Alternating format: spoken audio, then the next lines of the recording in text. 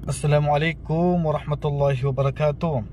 Magbibigay tayo ng konting kaalaman mga kapatid sa pananampalatayang Islam. Katulad po ng nasa larawan, nung kabataan po, lagi ko po nakikita ito sa mga bahay na kapatiran natin, ilan sa mga kapatiran natin mga Muslim dyan po sa Mindanao, na nakalagay sa taas ng likuran ng kabayo na ito na babae ang ulo at hayop yung katawan, na burakon nabi. Ika nga parang kabayo daw ng propeta sallallahu alaihi wasallam. Actually, totoo na ang propeta sallallahu alaihi wasallam nung umakyat po siya sa langit sa Isra wal Miraj ay sumakay siya ng kabayo, ay sumakay siya ng hayop. Hindi po nabanggit na kabayo Sa hadis na marawahu Muslim at Al-Bukhari, na ang katangian po ng kabayo na ito, sabi ng propeta sallallahu alaihi wasallam, utitu bil burak wa huwa dabbatun abyadun tawil fawqa al-himar wa duna al-baghli yad'u hafirahu 'inda muntaha tarafihi.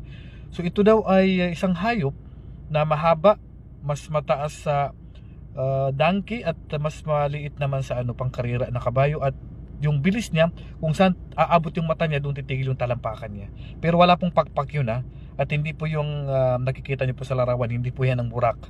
Hindi po yun nabanggit anong itsura niya, basta hayop po na katulad po na nabanggit ko. Assalamualaikum warahmatullahi wabarakatuh.